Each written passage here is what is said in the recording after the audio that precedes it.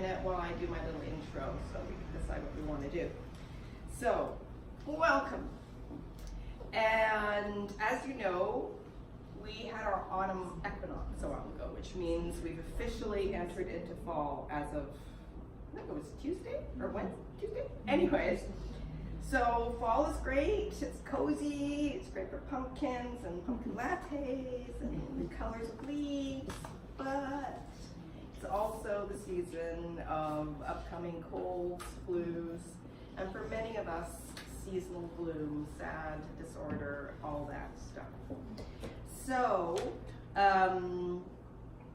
did you know that your herbal allies are near to help you address all of these things? In fact, they're so near, they're right across the street.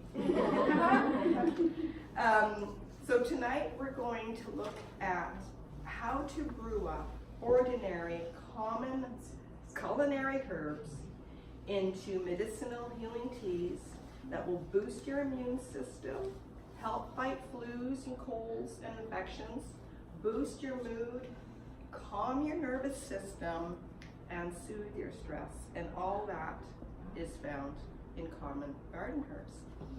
So today, we really don't even use common garden herbs anymore very often in cooking. So all of our ancestors used them prolifically, and not just in food, but as medicine and in teas.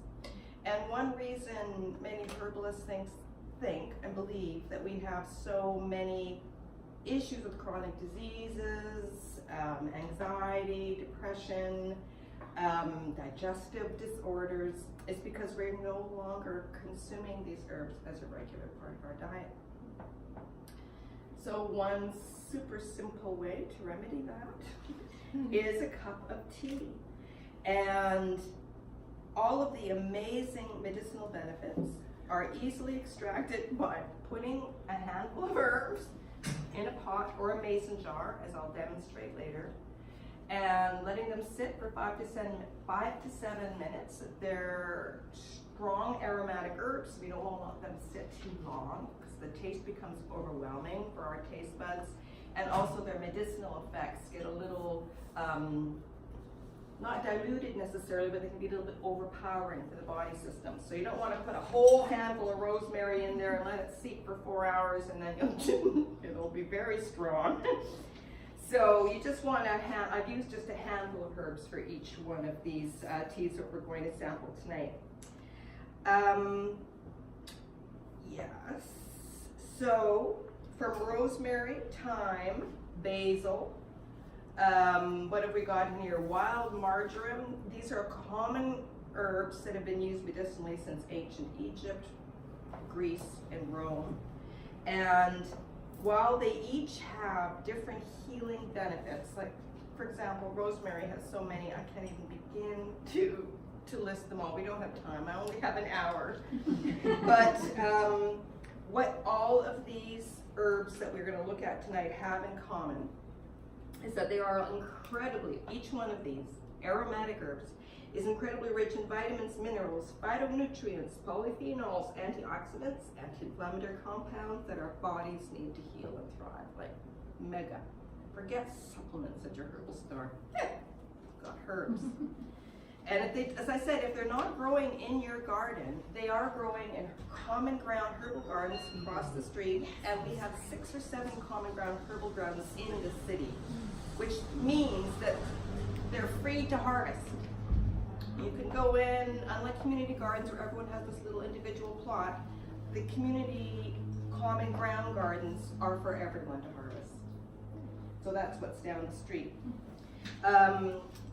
They are all aromatics, which means that they contain volatile oils and compounds which calm the nervous system, soothe stress, act as mild sedatives. In fact, marjoram here, well, we'll talk about a little bit later, is such a strong sedative that you're wise not to drink a cup of it before going on the road or driving anywhere. It's my husband and I have discovered I love this tea.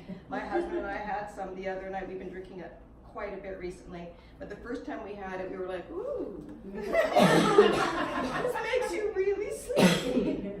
So, and I discovered, I'll talk about that when we get there. I'm going ahead of myself to talk about marjoram. And they're also deeply, deeply supportive of digestion. So the same volatile oils and chemical constituents and aromatics help trigger gastric juices that help your digestion. They help you assimilate your food, and they also help build friendly gut bacteria without killing off. Yeah, without killing off the friendly bacteria. Anyways, you got what I meant. So, all of these herbs have these benefits that we're going to be looking at tonight. And so tonight we're going to sample a couple of different brews. And I'm going to talk, as Kathy said, not just about how we can use them medicinally, but magically as well. And so, for example, tonight is the night of the dark moon. Does everyone know what the dark moon is?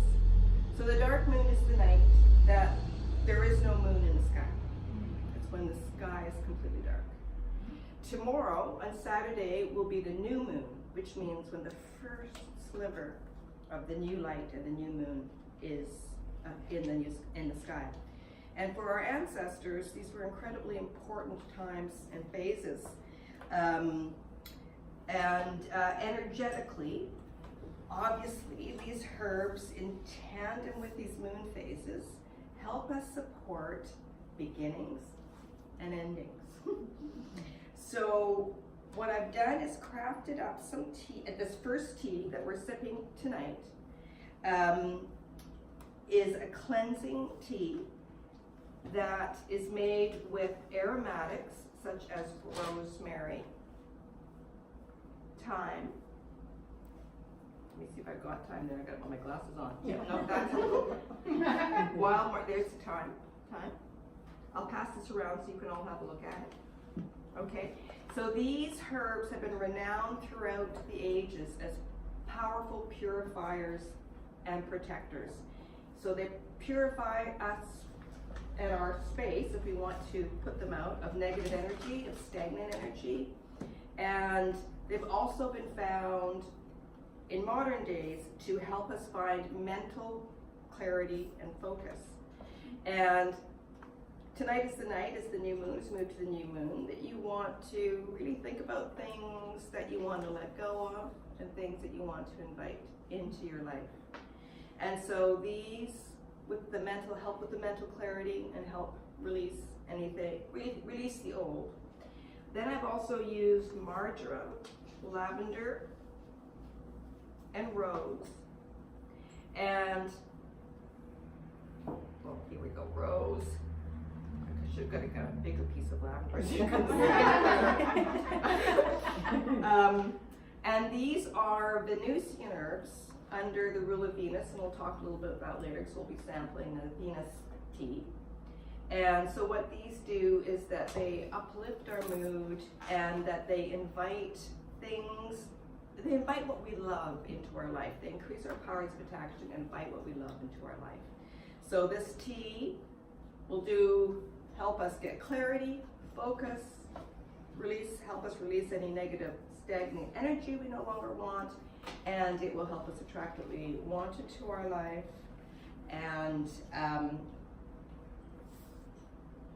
make fertile ground as herbs of Venus related to fertility. They'll make fertile ground for the changes that we seek.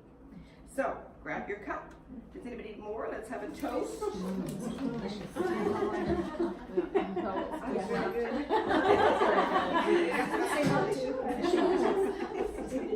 Needs work.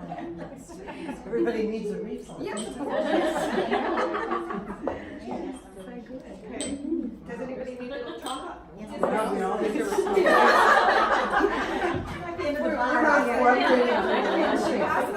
Pass it up. Because I need to strain it with the strainer because You want us just to strain it? Well, it's easier for me just to pour it down. Okay. Okay, whose is that there? Am I refilling my own? No, this one here. Okay. Yours? That's mine. This one is Sherry's. That's me. Oh boy, we really did drink those quickly. Yummy, and what kind of tables for us? Did you get one for yourself? I guess I did. So everybody good? One more to come. Well, there's one there.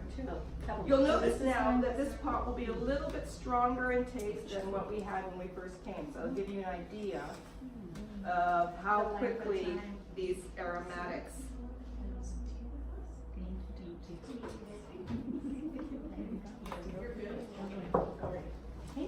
Very good. Okay. All right. So after all that, They'll share more after your chocolates. Yes. a toast to the dark moon, letting go of what we no longer need, and to welcome the new moon and what we want to plant into our life. Cheers. Cheers. Oh, that's nice. I'm just wondering if I could have made it a little stronger. What do you think? I love it. Yeah. Does it have sweetener in it, or is it naturally? Pardon me? Does it have sweetener, or is it naturally sweet? It's got a little bit of stevia, Okay. a little bit of stevia leaf that I put in, which is easy. Or I sometimes just do a couple of drops of stevia, or sometimes I don't add anything at all. But I thought for tonight we would sweeten it a little as our new moon tea. Okay, so do we want to put our coats on and go across to the herbal garden? Nobody looks very excited, Kathy. I'm a West Coast girl. Well, this is my throat, so. Okay, well, it's 6:18. I've already gone over my limit for my time, so maybe we just stay here. Let's take a vote. Who wants to really, really badly go to the garden?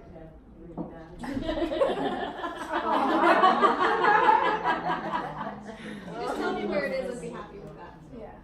Oh, it's just at the end of the block. Is it on Unfortunately, the other side of the? no, so it's, Okay. you just go to the very end of the block, and, oh, I wish we could go, because there's so many things I wanted to show you there. It's just at the very end of the block, and you will, and I see it, and if we do go, I'll talk too much because of all the plants and berries that are there. But it's at the very end of the block, and you'll see 2 strawberry plant trees, which you probably don't know are. But you'll see the lavender, and you'll see the rosemary lining the way, and then you go inside. So it's on this side, you're not talking about the herb garden in the park? It's in Fisherman's Wharf it's Park. Yeah, so But it's across the it's road. at the very In the park. kitty corner at the end of the street. Okay.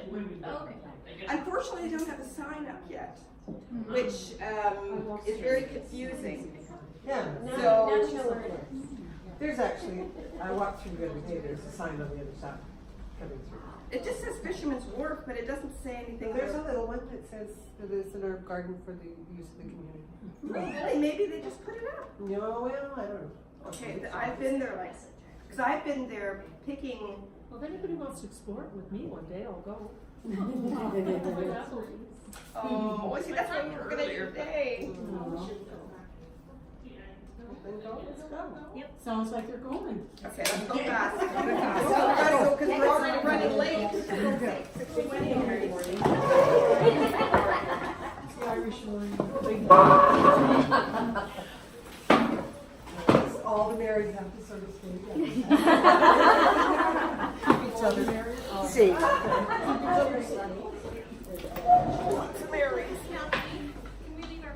Yes, I'm staying here, so feel free to leave your purses if you want. Okay. And I have an umbrella, I guess you don't need an umbrella. Well, the reins will hook on back. Okay, sounds good. At least we'll have this. Sounds like a big adventure. Going 50 yards. I know. Are you staying or going? I will get ready. No, go. I will.